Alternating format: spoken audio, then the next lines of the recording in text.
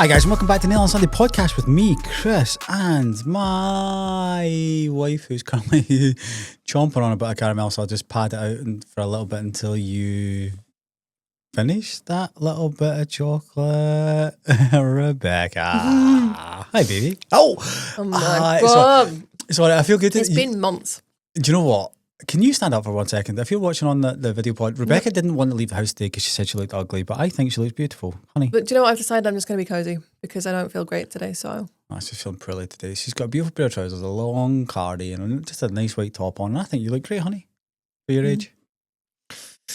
Excellent. Welcome back to today's show. We're going to be talking about mistakes we made. We thought this was going to be an easy one part. We're currently on part 2 because apparently there's tons of mistakes we have made. Other than that, honey, we'll come back to that in a second. What have you been up to this week? And I'm just going to call it you're becoming sick, and I'm going to blame Noodles Malone. You're going to blame him. Mm-hmm. Yeah, Pebbles and Bam Bam. Pebbles and Bam Bam. If there was them. ever a Pebbles and Bam Bam duo, it is Bailey and Dak. Yeah, can you explain why?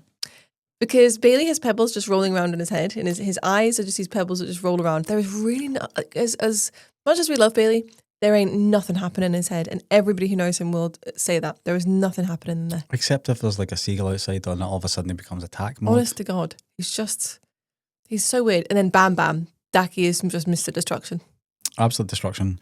Right now, we've worked out why, so I do feel bad about this, but I do remember, let's cast our mind back a few pods ago where I said, Dacky rises with the sun. And recently, he has been waking at 4 and not... Oh, really? 4? What about 1:50? And then going to sleep at probably 11/midnight after barking themselves to sleep. Now, recently, he's been up at like 1 and stuff like that. I have been saying that it could potentially be his hip because you guys know that he's had a hip replacement and we've not been giving him painkillers. Because he got signed off at hydrotherapy. We did. We've still been going to hydrotherapy instead of once a week, once a month, just to keep everything good. So realistically, he's been pretty much up all night, every night, barking. We think it's because he's in love with all the girls who are in heat just now. That does not help. Turns out his other hip is on the fritz. Yeah, real bad. So they wouldn't even do his hydrotherapy this week because he was in so much pain apparently. So we think that he's not been comfortable at night time and he's been barking because he's been in pain, which is terrible. It's just been hellish. I would say that we have lost a whole night's sleep each this week. Maybe only more. One. Okay. More. There was one night where I think I probably had 3 hours. You were really bad that day. You got up at 4 o'clock in the morning. It was 4 o'clock. I couldn't go back to sleep. No, and all day it was like, I don't know, I'm so hungry. I'm like, because you've already done a full day's weakness. Yeah, I had to get up to stop and barking so Rebecca could sleep. Yeah, and also like the neighbours and stuff, you know. Yeah, it's the neighbours. But I sleep with earplugs. It's not to say that I can't hear his barking through them because I can, but sometimes I can sleep through it. But it's the neighbours. We've tried everything. If anybody has got any suggestions that are not anything in this list, please let us know. We have tried CBD oil. We have tried calming sprays, herbal calming drops. Classic FM, gabapentin. Prescribed. All of the drugs. None of the drugs touch this dog. We've tried everything. Carmex. Yeah, the Carmex collar, the Carmex tablets, the Zilkine. Absolutely everything. Everything. And he just doesn't want to sleep until it's like, I don't know, 8 a.m. when we were getting ready to go to work, and then all of a sudden he's on his back. We obviously didn't realise the whole pain thing because we didn't know until he was at the... The thing is, so we stopped the pain meds when he was signed off from hydrotherapy as his muscles are back to regular and his other hip... And they said that there was no inflammation, so why would we continue giving him anti-inflammatories, which as we know is not good for like your stomach. Yeah. Also, when hydrotherapy, who are expensive, say you don't need to come back every week, we're thinking, oh God, we're scot-free here. So expensive. And the fact that they refused to do the hydrotherapy, yeah. So they essentially refused the money, tells you everything you need to know. But yes, so we thought that everything was fine and his behaviour was just absolutely horrific. He is definitely affected by these bitches in heat. Ain't we all, lads? Ain't we all? And the only reason that Dakota hasn't been castrated, sorry Dacky to talk about your balls publicly, is that he is incredibly anxious. And the vet had advised against doing it until he was at least 2 and looking at his behaviour. Obviously he's not 2 yet. So we hadn't done it. Because the testosterone does make him slightly braver. Yeah, and although we were really he has concerned. no brave bone in his body. So we booked to get him chemically castrated. this week, which we did, which was an absolute rigmarole in itself. Everything with Dakota is a rigmarole. Every single thing. Yeah, you think you save a puppy from America. And I swear to God. And never mind the blue algae situation from 2 weeks ago. We even talked about that in the pod. What was that? No. What happened? Oh, God. Yeah, I think we did, actually. I'm sure we did. They just jumped into some blue algae water, started drinking it. We had to take them to the vet to get that vomit-inducing thing. Oh, my. Anyway, it's just one thing after another. The vets are like, the amount of money you spend here is wild. So, yeah, we took him to get him chemically castrated. And I've got him referred for his other hip. And the thing is, you guys know we're looking for a new house. I just want to explain why we're looking for a new house, because I don't think we ever have.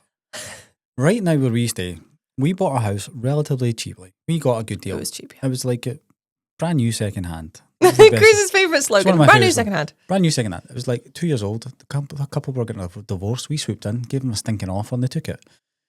But right now, our house is at the ceiling. Now, hopefully you guys understand what that is. In our area, our house will sell for the ceiling. It won't go any like above a certain amount, and we won't get any. Like in 5 years, if we stay there for another 5 years, it'll still be worth the same. It's still going to be worth the same. Maybe 10 grand, maybe if you're lucky. If you're very lucky, but it can't be anymore. It's already so ridiculous for what it is. Yeah, it won't ever be anymore. So if we don't sell it just now, people will say you're stupid, and we would be stupid not to sell it because we're almost mortgage free. Which then in turn is very stupid because we've accelerated the payments so that we do become mortgage free. Yeah. And now we're thinking, well, we best buy and then we're going to have a big heavy mortgage. I know. I just think to ourselves, we may as well do it now because it does, it financially, like if you zoom out, this is something I'll say, this is a mistake, honey. If we were to say, zoom out in 20 years and think to ourselves, why didn't we sell it then? Because you're not going to get much more for it. You may as well sell it. It's the best thing you can possibly do. And what you can hear in all of these conversations that Chris and I have about the house is that we are very logical, and that is going to hold us back from getting a new house. Yes, indeed. Because we're not emotional about it. It's not our forever home. Yeah. We're never ever going to be, I need this house, I'm willing to spend anything on it. It's not going to happen. So it's not a fairy tale house. It's not magical to us. For us, houses. No houses. Yeah, for us, houses is just somewhere where we just get to go home to. Yeah. And for the most part, usually have a hole in the wall. I was an army child, so I have lived in like 21 different houses, maybe more. I think it's 21. So since you and I have got together, my 15 years, we've probably been in the best part of 6-7 houses. Yeah. You know, and again, none of it's we don't care. We're just there. The house we got was a good deal. I think the problem is trying to find a house that we can repeat this on. It's not doable. We're not ever going to find a house that you're going to more than double your money on. Yeah. So it's difficult, and we just keep weighing everything up. We keep coming back to the same house because there's just nothing else. But then I think both Chris and I, the problem is, what if? What? There is another house comes up. Oh, for sure. Like, imagine we take this house. And Chris is the very, very, very, very, very worst at this type of thing. Yep. We will have bought a house. Yep. We will be moving into that house, or the sale will have closed, and he'll still be looking at other houses. Honey, you looked at a house under offer yesterday, and you're like, "Oh, that was a dream house. We should have had that." I know, but we aren't into a house yet. And I contacted them. They got back to me, and they said the sale is complete and it's long gone. Ah, okay. So it's not under offer. But anyway, that was the house. Anyway, I'm sure you guys are absolutely sick of hearing us talk about bloody houses. But it's probably going to continue for quite a long time because I don't see anything changing. That's all we've got going on in our life. Yep. Yeah, nothing to do with nail order. We don't care. Nail order's just got its own stuff going on. Nail order's its own living entity. Boy or girl? Nail order? Yeah. Gender neutral? Gender neutral. Okay. I was thinking about designing a t-shirt this week. I put a little design on it for Sam, and I think we're going to wear them at Niche Nail Network. And Niche Nail Network is in 2 weeks. I know. Sam better get moving. If you're listening, Sam. Stop listening and go get moving. Right, so we're going to talk about mistakes that we made. The last one we're talking about was not taking customers' details. That was the last thing we were talking about in the last pod. That was a non-productive member of staff who had said to us, why don't you take details? Now, taking on a non-productive member of staff, that was a big mistake. But I think we did it at the perfect time. When we discussed this before, moved from the salon that was downstairs to the salon that was upstairs. We rebranded. Elevated the experience. We changed from a small salon to a bigger salon. Yeah. So do you want to talk about that? So first of all, whenever we've talked about this before, so we won't talk about it for too long, but whenever we're talking about a non-productive member of staff, we are talking about a non-direct revenue generating member of staff. Nail tech, lash tech. Yeah, so a nail technician does a service that generates a direct revenue for the business. Yeah. A receptionist, they do not generate a direct revenue for business. even somebody in social media. Junior, to a degree, is about 50% non-revenue generating member of staff.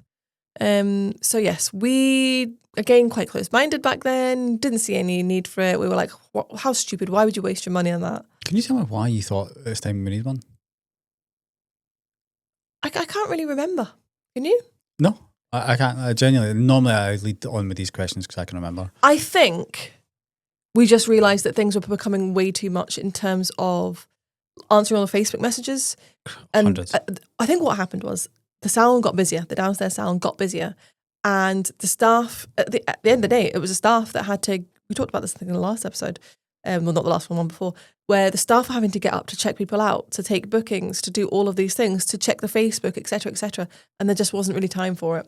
And them getting up and down from doing their treatments wasn't fair. I think one of the things, so for instance, imagine you did like you went home early on a Thursday and it was Thursday late night because you tend to do Sunday instead of the Thursday. Mm-hmm. So you would come home, I'd maybe be making dinner and you'd be like, there's like 5 Facebook messages there. Why are the staff not answering that? There's a customer not coming in.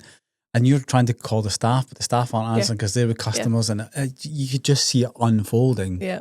Now, if you're thinking about right now, you might be sitting listening to this pod doing a customer's nails and you are missing like the Instagram message for the next customer who says they're going to be 10 minutes late. Yeah. You know? Highly possible. And if you had that non-productive member I mean, staff. if they had an Apple Watch, they'd be able to see that ping up. But then also at the same time, if you had an Apple Watch, you'd be like, you'd see Billy, your stepdad saying he's fallen off a cliff. Well, Jesus, off a cliff, and he's managed to message you. I can't think of that. But yes, I think obviously we've talked about this again before in terms of what sort of environment they work in. But I think not a mistake, but not realizing maybe a little bit sooner that they are productive. So they are, because it's the opportunity. What they capture in revenue is the opportunities missed. Yes. So just let's touch on some of the things that they would do in their daily life that can generate revenue. Check the Facebook messages, answer the phone. So checking Facebook messages, it could be booking a customer in, making an inquiry, answering an inquiry, changing a booking so that you don't completely lose it. You might change it to somebody different date, calls in sick, they can juggle everything around, whereas we can't because we've got, if we're on a back-to-back diary, we don't have the time to do that. Yeah. So it's all of these opportunities which would previously have been lost or missed that they can grab. Also, if you have somebody good who can work the diary, we always call it diary Tetris because quite often they're columns and they kind of look like Tetris cubes, and they can see that person, Jean, who should have been in at 6 p.m, isn't going to come and she can't make it until like 6:45, but she's only come for a spray tan, and that spray tan's only 15 minutes. She can potentially like move Jean into 7:15 with somebody else, and they'll set up the spray tan room. You know, things like that. Setting up a spray tan room is always a great one. Cleaning the spray tan room after things. Yeah, removals. There's so many things that they can be doing. So many things that don't directly generate revenue, but indirectly do. Consultation forms. Yep. Email capture, stuff like that, getting all those out to you. All sort of admin. Special offers. Another one is picture taking at the end of it. Yes, I was going to say that one as well. Picture taking. If you, as a salon, again, I think we should generalise this as a salon because you're probably not going to take on a receptionist as a solopreneur. As a salon, you might like pictures to be taken the same way every time. That really helps if it's the same person taking all the it does. pictures. Same person, same location, absolutely. Because if you tell 5 members of staff to take the same picture in the same way, they're not doing it. They're not doing it. They're not doing it, for sure. So, yeah. Non-productive staff members, they are productive. There you go. At what point do you think, again, we've discussed this in previous pods, do you think it's good to get someone in like that? I think if you're busy working a back-to-back diary with probably 4+? Yeah. I would say, see if you're, now busy is different for different people. Like when we talk, we were busy, the average time we would allocate for a set of express nail services. I am so sorry, I don't know why I said that. We call them extensions here, you might call them gel X or something else. It was what, 45 minutes? Depending on the staff member, but yeah. And that was prep, application and colour. And everyone is listening and being like, holy smokes, I take 2 hours. If you take 2 hours for that, well, that's up to you. But if realistically these are an express service, they should be getting pumped out, I'd say, with a really good prep and beautiful colour, about an hour. Do you think that's fair? Yeah. Because realistically, again, going back to what we're talking about Could with the house. obviously I don't do nails all day every day, but could I still do them in under an hour now? For sure. But again, going back to talking about the house, you have a ceiling. So we'll go on to prices in a second, but you can only charge so much for that treatment in your area. Mm-hmm. So if the max you can charge based on all the other salons around about you is, say, £30, why are you taking 2 hours? I think this is funny. People talk about timings a lot. And a mistake that people can make is getting really caught up in trying to be super fast. But in saying that, like Chris has just said, that there is a ceiling to a service, especially if you're not located in like London city centre, something like that. Like there's only so much you can charge. And if you are charging £30 for something that's taking you 2 hours, that's £15 an hour. But after all your costs, you are well you're under the minimum threshold for payment here. Well under. So yeah, there is benefits to being able to speed up and looking at what is taking you the time and where you can speed up. See with extensions, people not doing the two-handed method, that is something that really irks me. Oh, that's a mistake. That's a mistake. If you're doing prep and your prep's taking you absolutely ages, you don't use an e-file, maybe you can have a look at doing that, investing in that. Take the time to do the thing right, but also watch your timings. Yeah. Prep, I'm just going to say the words and you can maybe shoot me down.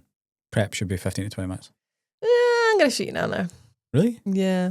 Go on, how much? I think up to 30 minutes these days. I thought you were going to say 10. No. What? I think it very much depends on the person. I think if you're spending any more than 30 minutes on prep, there's a problem. I really feel like I would like to sit and time myself because I'm not doing it all day every day. When I was doing it super fast, like all day every day, I was a lot faster. You were 35 minutes. Prep. Application and colour. But my prep was very different to my prep now. My prep now is much better. But the e-file you've got is better. But also the bits I have are better and I know more because I've had education. And that's the problem. That is one problem with e-file education is when you start it, you want to use every single bit and that slows you down. But yeah, prep, I probably take 10 minutes to do prep. Yeah. Yeah. Yeah? Yeah. That's what I'm saying, 15 to 20. Yeah. In a target ideal world. And where you're doing it all day, every day? Yeah. Probably. Application for full cover tips? 15, 20? Two-handed method? Max. Two-handed method, 15, 20? Max. Okay, I'm just going 20 minutes. The 20 minutes would be very slow. Okay, and then 15, 20 for colour? Just say a full colour and a small bit of nail art. So really an hour is very when you break it down like that. For full cover tips, where there's no refining your it's not like when you're applying builder gel or hard gel and you're in there with your fine liner and you're doing all these things and making sure the structure's done for you. Yeah. Yeah, I feel like you should be doing it. I feel like an hour is reasonable. An hour maximum, just to be devil's advocate, an hour and 15. Okay. If it's taking you 2 hours to do full cover tips, please contact us. Yeah, because there's something. Or just go back and watch YouTube. They're free content. Yeah. And realistically, if you had your pricing calculator out in your nail order app, you would know how long it's taking you. Because let's be honest, right now... You can't be talking about this. I can because we've already launched it. We're time traveling here, guys. We're not and if not, honey... There's no way. And if not, honey, it's going to be taken out. Okay. So don't worry about this. Okay. Yeah? So, guys, go get a nail order app, open it, and go into your pricing calculator. And now, I guarantee you've put prep in there, but you've not charged for it. You've put it in as a service that's going to take you 30 minutes, but you've not put a price against that. However, you have it. But if you're full cover tips, you've put £30 and it's going to take you half an hour. But then when it comes to the colour, it's not. Go back and assess all these things individually. What are you talking about? That's not how you work it out. But you can break it down. Why would you? Because you can. But why would you? Because prep, if you're taking 30 minutes for prep, you need to charge for that. Don't listen to Chris, that's all I'm going to say. It's going to be taken out. Talking about charging. That's, honey, you're almost like you're in my brain. Deposits. Oh, you're not in my brain. Carry on. Deposits. Big mistake. Big mistake to not take a deposit. I think it's much easier now when we... It's expected now. When we didn't do it, it was both difficult to take and wasn't as expected. Absolutely. A lot more convenient now with all of your different payment methods, booking systems, etc., they can do it all for you. Take a deposit. We were actually, I think, probably one of the only salons around our area that took card. Oh, yeah. Because people would come and be like, I don't have any cash. I'm like, don't worry, we can take card. Oh, really? Because I need to go to the bank anyway. Mm. Well, I'll go to the bank before your appointment. Mm. You know. Anyway, carry on. Take deposits. Big mistake not to take them. What is the average deposit you should be taking? I don't know if there is an average. I think it very much depends. Should it be a percentage? The way that I like to work it out is how much money would you like to be paid for your time if that person doesn't turn up? So they just need to pay for your time. There's no product to cover, nothing at all. It is for you to just sit in that room and do nothing. How much are you happy with? Now, you know you guys are going to be doing something like cleaning or social media, admin, but how much would you like to be paid for that? So I would say probably maybe about a third of the treatment price is probably quite good. Say you're charging like... Again, £30 an hour. Let's just call it that. Like say for instance you're charging full cover tips £30. You'd be charging more than that these days. Okay, but really? Yeah, for sure. Times have changed. Times have really changed. But yeah, I would say if a service is taking you an hour, I would say no less than £15. £15? Well, yeah, $20? Are you happy to be paid £15 for that hour of lost revenue? Now, in the UK, the current minimum salary per hour, what's the government guideline to it? It's like 13-ish pounds? 14? No, it's not. 15? No. Why do we pay the staff so much then? Google it. I don't Google things anymore. I just ask my girlfriend, ChatGPT. National minimum wage. Actually, national living wage. That comes up. $12.40? $12.21 per hour for workers aged 21 and over. Yep, $12.21. There you go. £10 for 18 to 20. Jesus. But when I was 18 to 20, I was like £3.50. Yeah, pretty much. So $12.20. So I would say £15 for an hour is pretty good. If you're not actually doing the customer, you're not actually doing the work. You could be doing anything during that time. So just ask yourself, how much are you happy to be paid for that lost hour of work? Just for talking to you, do you know how much it is in the US? Minimum I know wage. California is, yeah, so federal minimum wage. $12? $7.25. But I know in California, I need to check California now. California's like 15, 20, something crazy. $16.50. There you go. Wow. That just goes to show. It's crazy. It's because it's But so again, expensive. if you put the context, hour 12 is around about that $16.50. But then you've got London.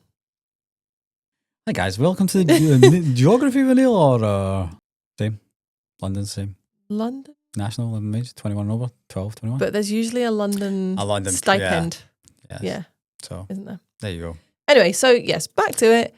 Big mistake not to take deposits. I would say £10 is a minimum. Very minimum, but I think for an hour of your work, £15, where you can actually spend that time doing some of your admin, so where you usually wouldn't get paid for that. And that's pretty fair. But I would say no less than £15. Bear in mind, if you're in the winter, you've got the lights on, you've got the heating on. Yeah. You know, so yeah, take those things into consideration. Your wax pot, if you have one, it's still going to be on. It's still going to be burning electricity, you know. Yep. So yeah, definitely. So we were talking about the one I was going to lead on to is pricing. And you've got here pricing just because of others in your area are doing. Now, every single one of you listening and myself, we have all done it. We currently do it.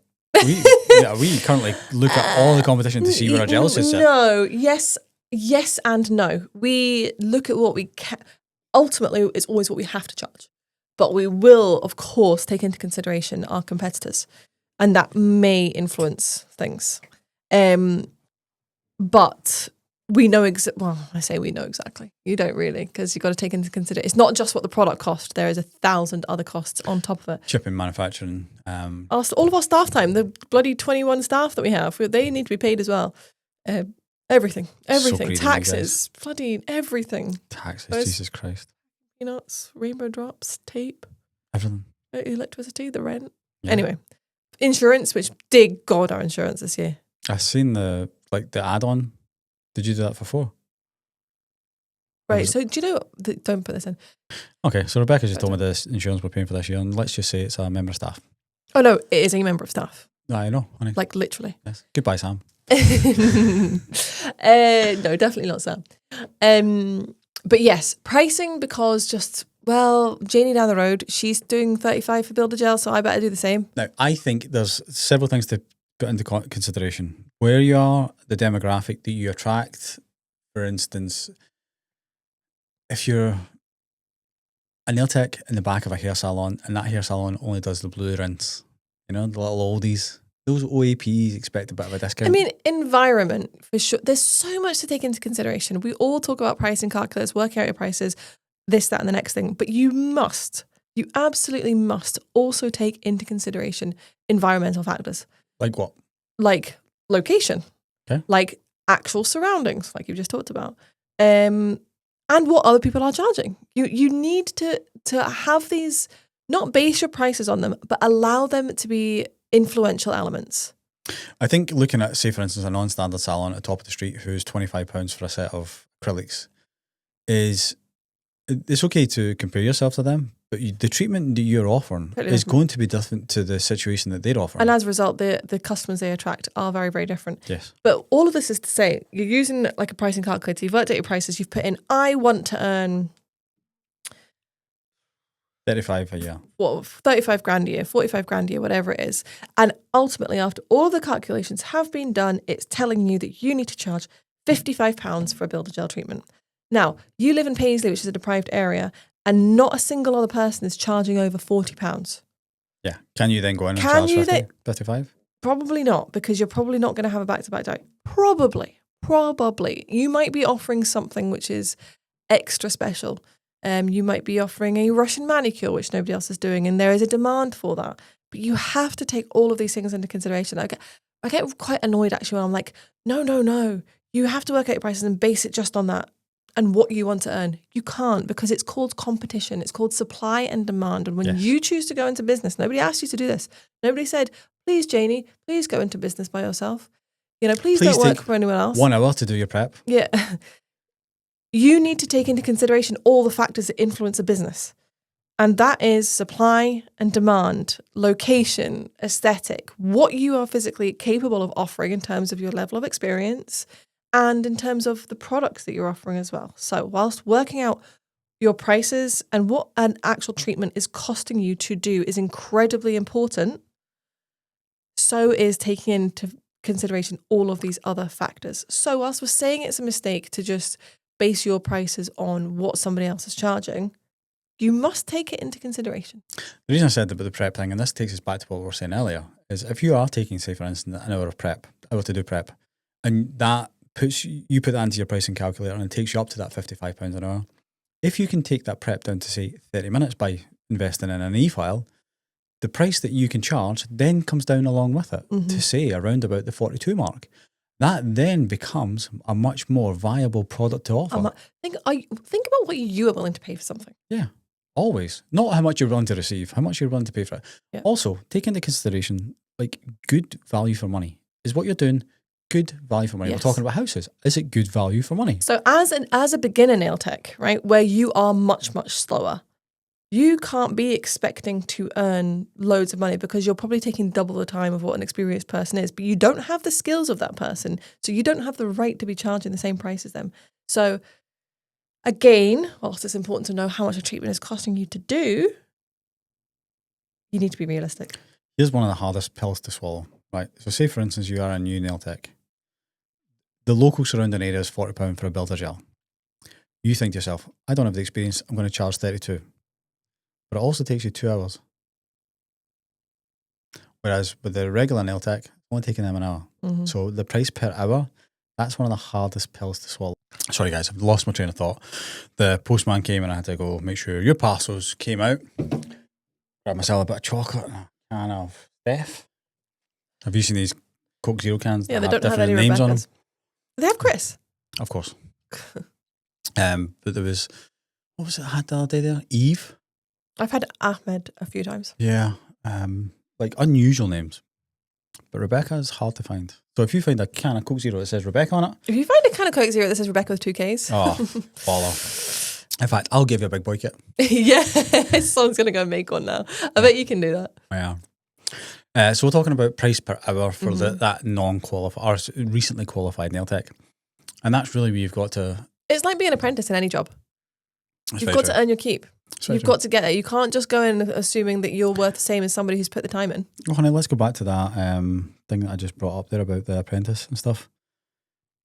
So, if you're under 20 years old, you should be earning £10 or according to this, £10 per hour.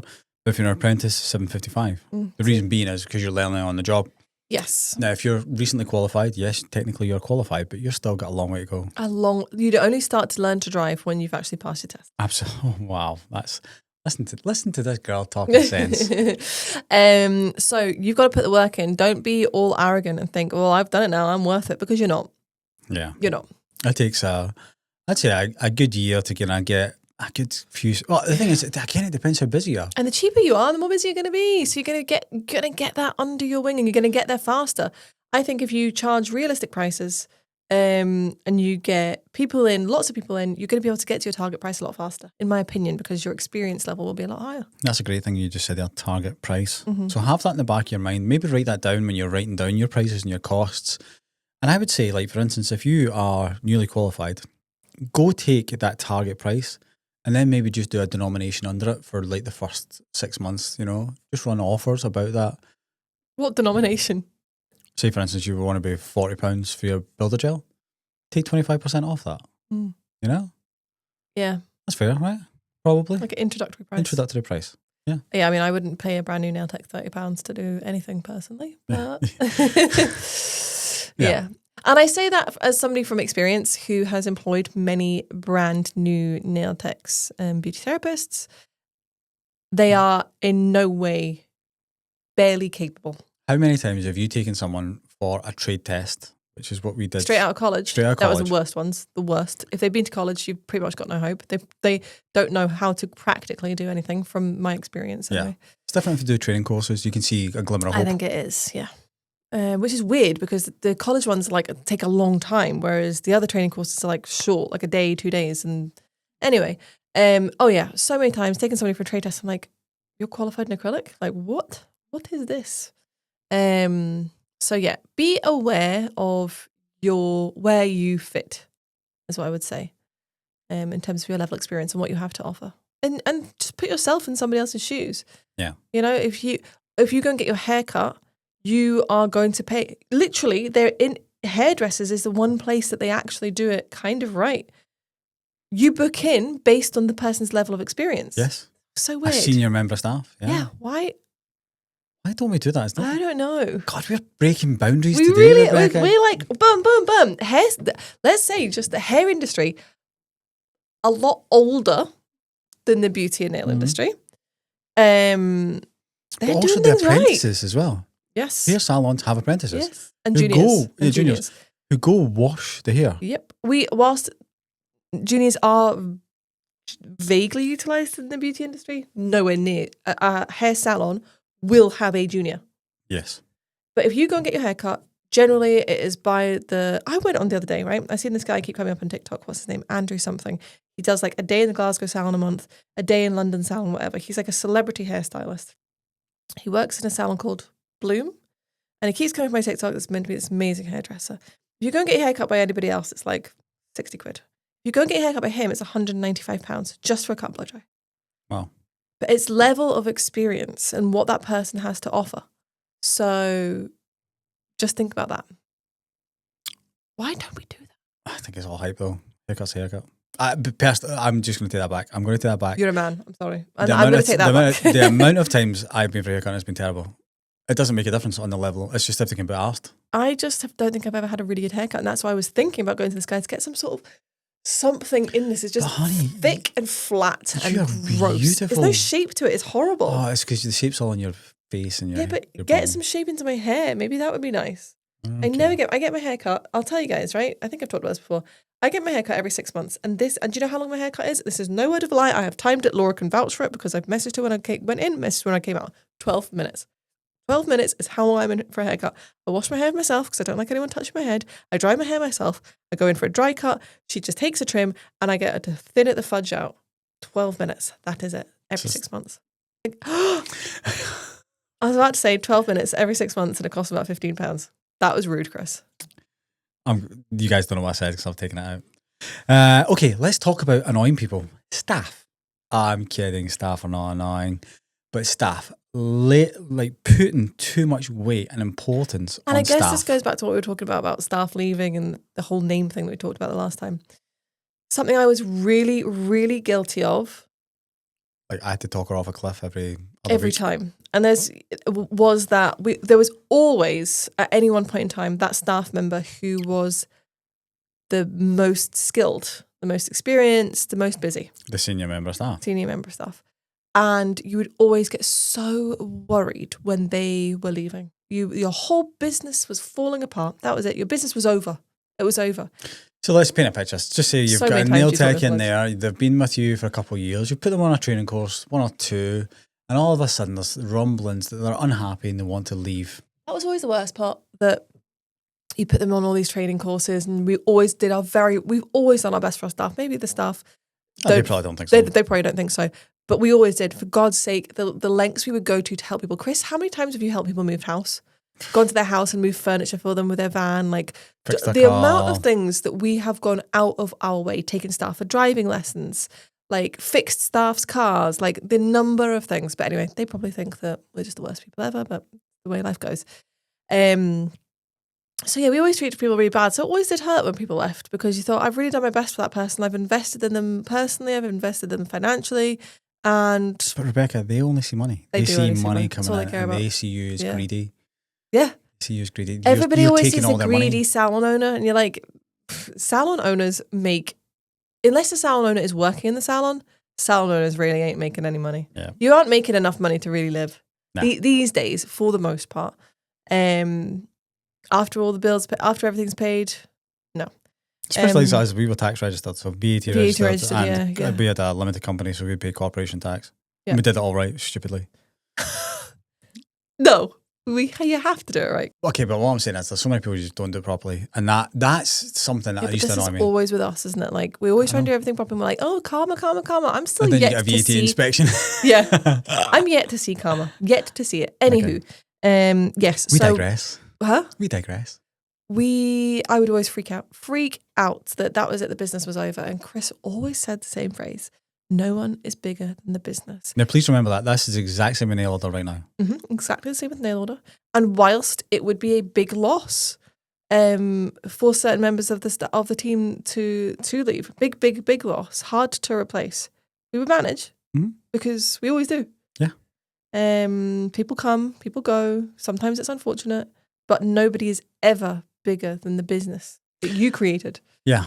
And one thing I will say is it's funny how that member staff leaves and they think they're quite big for their britches. You know, I can think of one particular. Well, I'm just in general. Several, actually. And they can think they're quite big and everything else. And the salon probably won't last without me, is what they're thinking. Oh, yeah. It's funny that every other member staff, the second they leave, pull up their socks and all of a sudden get on with it, because they now see a slot in the market to become the big dog, to become the senior nail tech. Also, they're thinking to themselves, well, they're going to be high on somebody else. I best put my stamp on this place, you know? And it's funny, like even now in nail order, like somebody leaves the warehouse, all of a sudden everyone else just like, okay, let's go. We talked about this before, how somebody would leave, we would be panicking that all the business was going to go with them. And for a certain period of time, a certain number of customers would go with them. It would never be all the customers, because a lot of the customers are coming to your salon not directly because of the treatment they're getting, but the experience as a whole, the whole package that you are offering, they are enjoying. And what was unique to us about having a salon over an independent nail technician, which everybody who left, they left to not work in another salon. They always left to be self-employed solopreneur, is that people really loved the experience of coming into our salon. It was a beautiful salon. Jennifer was a welcoming receptionist who remembered details about people's family and would always talk to them while they were waiting, and they always had a really, really good customer service experience. The nails might have been mediocre. The nails might have been fantastic, but they might have been mediocre. But everything else that went with it was absolutely excellent. So when that person leaves and someone goes with them because they think that actually it's the nail tech that they go for, and that nail tech is in the back of a hair salon, and there's loud, noisy blowers going, and there's bits of hair going all over the place, and there's no receptionist to welcome them. They don't enjoy that experience. Is that actually a true story that somebody left and that's the case? That That was so that- many customers come back and they're Yes, like, the last thing I want to do Yep. is sit in the back of a salon and just have a blow dryers on my It head. was the environment. They did not like again, it's the same as the type of customer that goes to a non-standard salon compared to a customer that goes to the type of salon that we had. One is wanting convenience and price, and the other one was wanting an overall experience. Just to paint a picture, like we had this beautiful fireplace that had a real living flame. Not really, it was vapor. But it was expensive. It was £600. expensive. Yeah. But when you walked in, you felt cozy, especially in the winter, to be the heating on, which was a And it brand would blow new out heat as well. Yeah, and it also had like a brand new boiler, so there was heat throughout the salon. It was beautiful. Jennifer would decorate this massive, stupid Christmas tree. There were speakers all throughout playing music. Yeah, so it was like beautiful ambience. It wasn't just like an Alexa in the corner. There was beautiful speakers, and we generally, for the most part, had on good music. We had and cool stuff. music on, yeah. It wasn't like spa music. That's not the Yeah. vibe. But yeah, we had cool music on.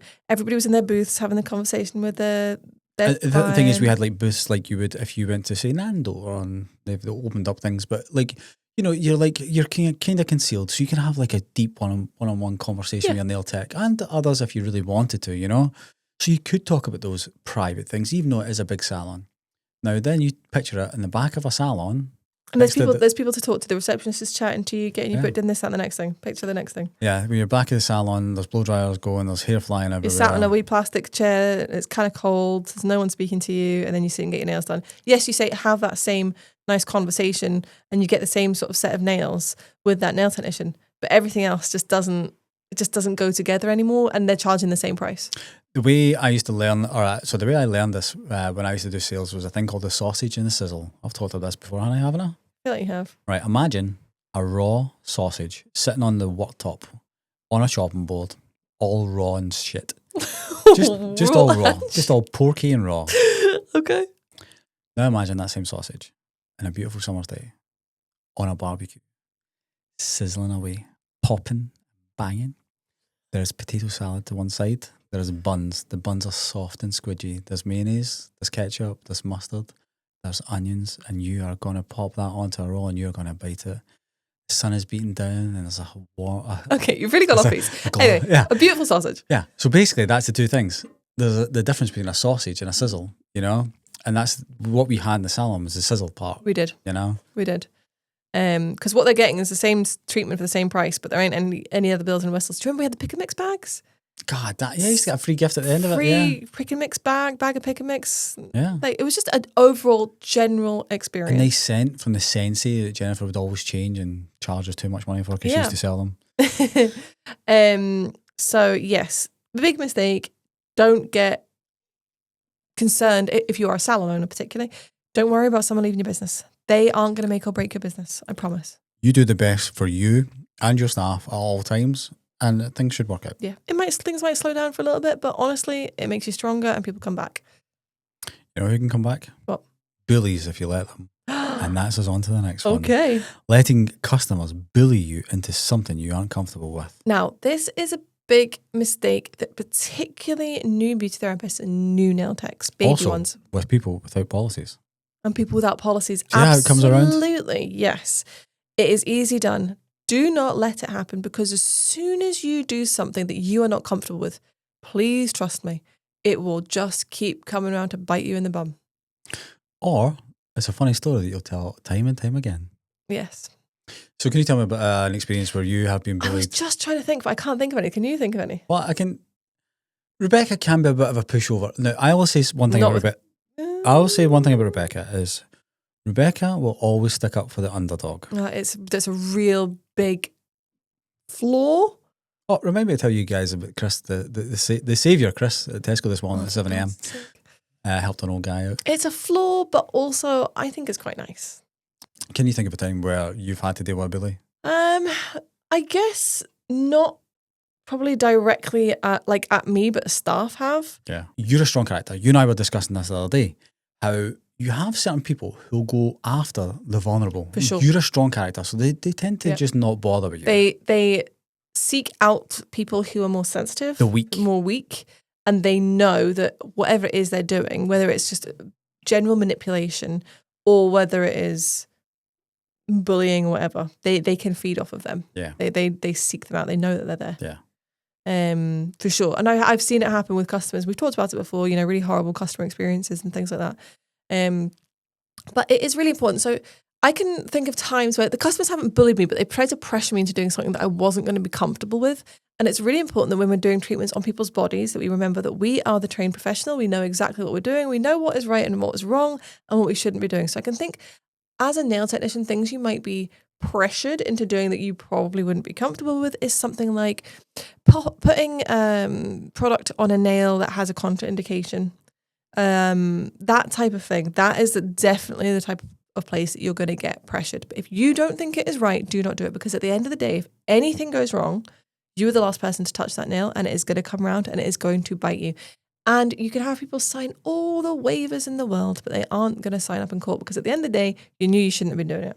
So when that person comes in and they're getting a set of nails done for a special occasion, you take one nail off because you're doing a removal and you're like, oh, there's greenies under there.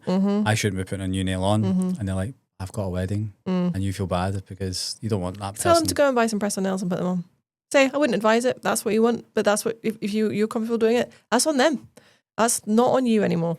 I've had customers, particularly with brows, that was a big thing, and I was always incredibly firm because I was tattooing somebody's face. It wasn't a set of nails that's on for 3 weeks. It was something that was on their face for forever.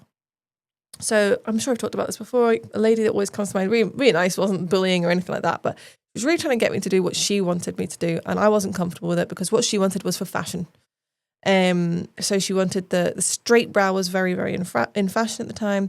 She wanted me to do that, and I said I'm not doing that because I'm not going to do anything that's for fashion because fashions come and go. Natural and what is meant for your face, it's always going to be in. That's always going to be in fashion. So I drew on her face what I was willing to do, the maximum compromise that I was willing to make that I was still comfortable with. And she decided to go with it. And she was like, okay, fine. And then, and again, I've talked about this very recently. She came for her top-ups and everything was great. Didn't come for a couple of years. I think it was over COVID. And then came back. It wasn't all that long ago, maybe last year, maybe the year before. And she's like, I just want to say you were right. I'm really glad that you didn't do what I wanted you to do. Yeah. And that is the same through all beauty treatments, especially ones that are slightly more invasive, you know, maybe sort of certain facials and things like that. But yes, don't ever let a client press you into doing something that you're not comfortable with, because if you're not comfortable with it, it's for a reason, and the likelihood is it will come back to bite you. This kind of goes back to policies as well and certain things. So for instance, if someone comes in and they've not had a patch test and you're doing brows and lashes on them. That's a big one. That is a big one. Oh, I'll sign the form. Yep. I'll do this. I'll do whatever. You know that person is the one that's going to have a reaction. 100%. Do not ever do it. And that was the same with semi-permanent brows, actually. Oh, yeah, I've not had a patch test, but it's fine. No, it's not fine. I'm not comfortable with it. It's not worth it because I know that person's going to be the one, and I'd rather sacrifice that client's money. Let's be honest with you. If they're that haphazard when they're in the salon, what are they going to be like on that night out? You know, when they've, I don't know, putting stuff on their brows that they probably shouldn't. Yeah, they're cleaning them like... Yeah, for sure. So yeah, patch testing, that's actually a really, really good one. Don't let people pressure you. If you have a policy, do not let somebody break it, because they will continue to take advantage of you and something will likely go wrong. Again, if you specify you don't want kids in your cabin... Don't let it happen once. And they bring in once, they'll bring them back again. They will. And then somebody else, your next customer, will come in, see that they've had kids and be like, oh, well, can I bring mine? And you can't stop it. Before you know it, little jacks hanging off your polish rack. Sausage roll crumbs all over the place. Yeah. Speaking from experience. Yes. So do not ever let a customer pressure you. So let's talk about pressure. Rebecca pressures me in all the time to create new things and do new stuff. So I'm going to talk about a mistake that I think we made. Okay. Cast your mind back, darling. We opened the Paisley Salon downstairs. And it was a success because we did the right things. We had staff in place. We filled the diary with cheap appointments just to get bums on seats and build our name up. Yep. We thought to ourselves, this is easy to recreate. So we created Glamorous Glasgow, because we were on Glamorous Paisley. And we didn't do the due diligence that we did with Paisley. I knew Paisley because I grew up near here. So I understood the area, you know. Where we were was a relatively good street. Again, it's on a bus route. People see you, stuff like that. Where we chose in Glasgow was cheap and available. It was an upstairs, downstairs. So I had a mezzanine floor upstairs with 2 rooms that were currently used as lawyers' rooms, I think. They were accountants' offices. And they were perfect size for a beauty room. So we thought, easy peasy. downstairs in the beauty room, and it had space at the very, very front of it for 4 to 6 nail desks. We put in 4, created these beautiful rooms, hired some staff, and it was great for the first couple of days. We had, like, I remember the first day we had a line outside of people waiting for us. Still have pictures on my phone. Really? Yes. Oh. So that was, honestly, like a Monday to Tuesday. On the Friday, we'd still been there because we kind of ditched Paisley in favour of making this one right. And it got to a late time, I'd say maybe about 6 o'clock. And we thought, we'll hang around until like... I feel like I've erased this entire part of our lives. This will spark it, and this sparks everything else after that. I said to Rebecca, look... How do you remember all this? Because just as soon as it was like, oh yeah. I said to Rebecca, right, the girls are going to be like another 2 hours. I said, come on, take me around the corner to a little local pub and take me for a pint. Yes. We walked around the corner. Yeah. We sat down for 1 pint of carling, and in that time, the salon got robbed. Now, it had a secured entry. To be able to enter it, it had one of those magnetic things, the magnetic lock. You had to press the button. The button was either upstairs or at the back of the salon. One of the girls didn't pay attention. Somebody rattled the door. One of the girls just pressed the button. This guy came in and stole the MacBook that we use for our online diary. Straight off the desk, just walked out.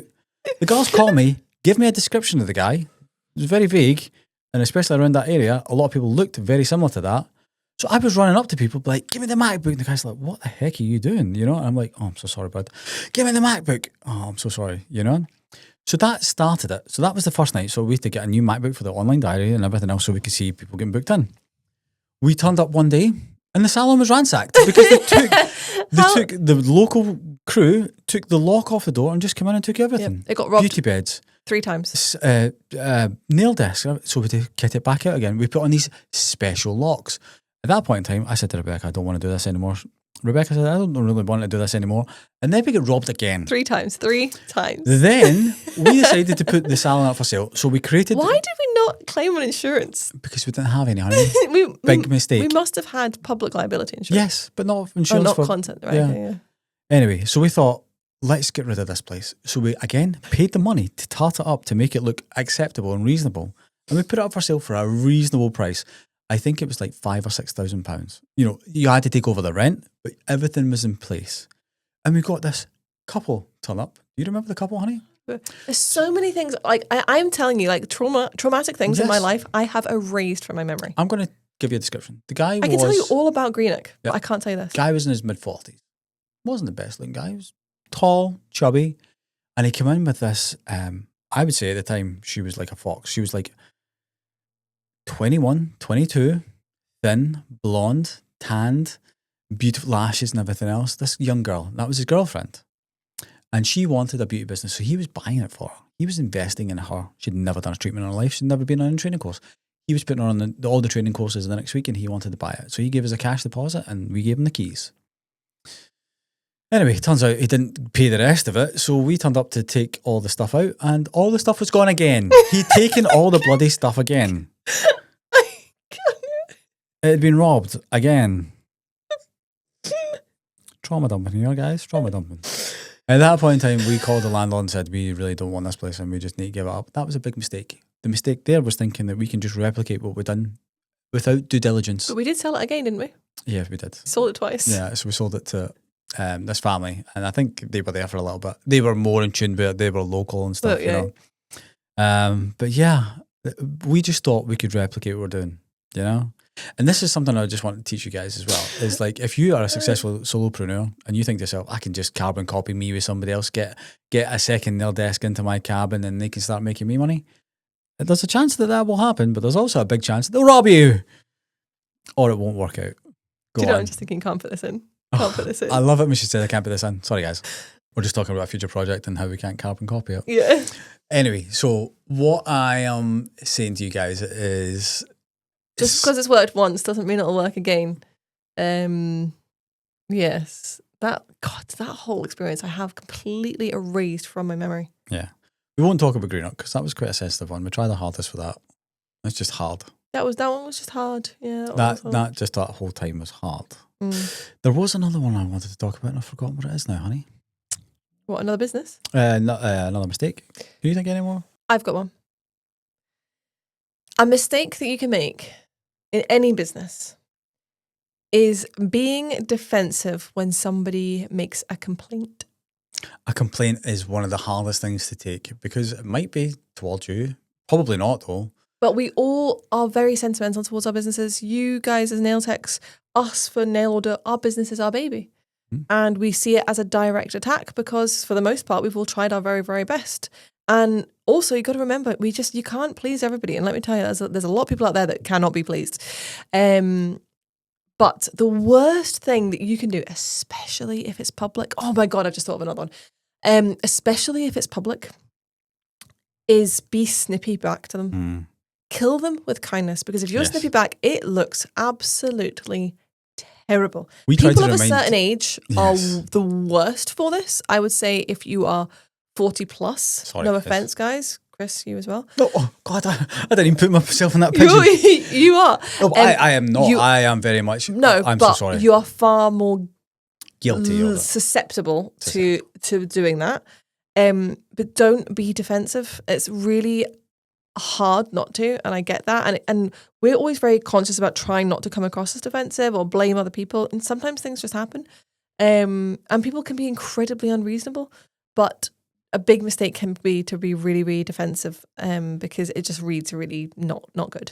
Especially in public forums. Especially in public. There is a chance where someone gets their nails done and they put onto their Facebook that, oh God, look at the nails I had done today. And then somebody tags you. Did you not just post them in your picture or something? And then it's like underneath, blah, blah, blah. Actually, what you don't know about this person, it just makes you look silly. Like, think about TripAdvisor as a perfect place where we might see it quite a lot. And you think, I don't want to go and support these idiots because they just sound like Muppets. And if anything is wrong, they're not going to take it very well. The thing is, even on these public forums, I personally just wouldn't comment at all because sometimes silence is better than anything else. And people quite often put it on like things like Facebook and social media to get a rise out of you in some way. I think silence can be golden in these circumstances. I think if anyone makes a complaint, just apologise sincerely and try and fix it. If there's something, just say, please try and let me fix it because I feel like I deserve a second vulnerable. chance. Yeah. Some people will see the good in your vulnerability. Yes, for sure. It's a hard word to say. Another one I was going to say, and it's something that I've seen recently, and I nearly fell over when I seen it. It was a brand within the industry going like off on one on stories, like swearing and just being like, if you won't support us, blah blah blah. And I was like, this is really unhinged behavior. Don't publicly be unhinged. Don't publicly be unhinged. Be demure. Yes. Be demure because nobody is going to respect that. Nobody's going to think, oh, well, they've got a point. I should be supporting them. Nobody's going to think that. People are just going to think it crazy. That's a very good point. If you shout that you should be looked after, you should be supported, are people going to do that? No, Probably people not, are going to think you're mad. Yeah, like literally mad. Just like calm down, be demure. Do not post crazy public things. Yeah. I'll be honest with you. Nobody we all cares. feel that way, but this is something I always say to Rebecca. Nobody cares. They don't. Nobody cares. Nobody cares. But what people are going to do is they're going to share it and they're going to laugh. Yeah. And that's obviously not the ideal outcome. But people are going to share it and be like, what? This person is having a public meltdown. What is going on here? Instead of doing that, let's bring it back around in a positive way. What's a way you can vent your anger and frustration? Today's sponsor, BetterHelp. No, it's not.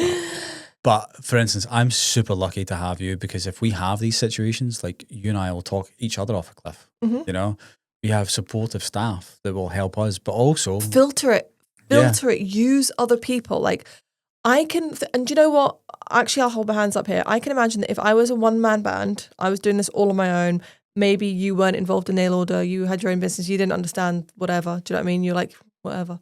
I could probably imagine times where I might not to that degree, but might have put things like publicly that would seem a little bit not demure. But like Chris said, speaking to somebody else about it, and ideally somebody within the same sort of circle, same sort of industry, because they have an idea of the way that message might be perceived. So like Kristen said, we'll put it through each other, we'll put it through the team. I think when it comes to you and I, because we have a very different outlook, just in general life, but we do come together with a similar perspective. Does that make sense? For instance, I always think to myself, say for instance, I was a car mechanic and you had came to me and said, this customer said this, so I'm going to put this on social media. I'd be like, yeah, go for it, honey. because I don't really understand how it works out for you. Yeah, or how that might impact things, how that might be viewed. That is a thing. So you do kind of need to talk to somebody who is like within the industry, which is why it's so important to network and have nail tech pals. But also subsequently, I might actually turn and say, honey, nobody cares. There's Yeah, no point doing literally it. Just no shout one at me. cares. You know, so No one again, cares. getting different perspective. Karina, shouldn't be talking about Karina in the pod, but she does listen. She's going to Maisie's soiree, and I just heard her talking the other day there, and she's just going by herself and meeting up with other nail techs. And I thought She goes to a lot of these things. I just thought it was so cool. We are actually hosting a thing. Oh, not a nail on thing, but we are just hosting it in the academy in I think it's August. nice. Karina's going to that.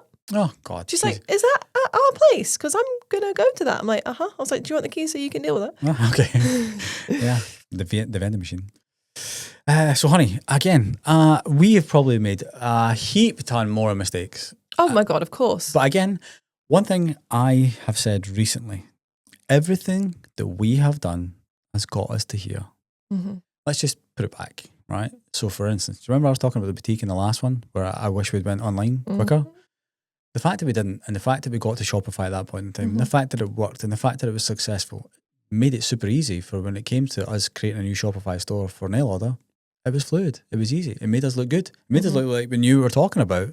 Every mistake prepares you for the next correct take. So think about what a mistake is. It's a mistake. Oh, wow. Right? And you can have correct takes? Of course you can. Oh, God, you can. Of course you can. Like in a film, like take one. A mistake. You missed it. You gave it a go. Didn't work out. At least you gave it a go, but use it as a lesson to make the correct take the next time. A successful take. You've just made a correct take there because you've just blown my bloody little mind. Wow. And that's the thing. I made a mistake, so how can I future-proof that by making a correct take? Don't dwell on your mistakes. Use them as lessons. Use them to be better. Sometimes they're really hard to take at the time, guys. I will be the first to admit sometimes I dwell on things far too much. Shut up. But I do think that quite often, even if it's maybe 6 months later, a year later, you'll be like, God. Something I say to Chris all the time is, and what we said earlier in this is like, don't let something consume you. Chris can be really guilty of letting some things just really get to him and just having negative energy. And the question is, what is that achieving? It's achieving nothing because you were in a non-productive mood. You're just moping around, wasting your energy, being sad, being grumpy, being mad, being anxious. You're not achieving anything. I'm anxious all the time, but I'll use that to power me to achieve something good. Being in a bad mood, mumping around and dwelling on things, it's not gonna change anything for sure. Not. And again, nobody cares. Nobody cares. Just get on with it, guys. Pull up your pants. I hope that you guys take some positivity from that. We're trying to show you what the negative things that we've done and show you how that it's converted and transformed our lives. I think I would like, if people do want to get involved, maybe we could do an episode on what mistakes have you made, and how you can reflect on them. And like, how has that helped change your business, move your business forward? Or do you want our opinion on how we would have dealt with a mistake that you made? Good way to do that is see if you just take a screenshot of this podcast, because we keep forgetting to do this. Every episode. Screenshot of this podcast, share it on your stories, and maybe just send a little DM on there as well. And then you'll be entered into competition to win £50 every single month. Our last winner was Nails in the Coffin by James. James. So he has won £50. Did you add it to his account? Have you contacted him? Well, technically it's not been posted okay, yet. right. Okay, so I'll do that today. Yeah, you do that today. It's going to go tomorrow. It's going out tomorrow. Yeah. Okay, so I'll wait for it tomorrow and then that's fine. Okay, I'll do it tomorrow. And just don't let me forget. So yeah, share it to your stories wherever you're listening or you're watching on YouTube. Share it to your stories. Tag us, Nail on Sunday on Instagram. And you will be entered automatically into a competition. I'm also going to put something out into the world if anyone's listening. Karina or Alex, I need somebody to take over the Nail on Sunday Instagram because we are terrible at it. You're just meant to be making shorts. Like, why can't you just do that? So I'll give you all the props on a Monday and you can deal with it for the rest of the week and you can get an hour off your actual working week. What? You can go home an hour early. That's the deal. Why?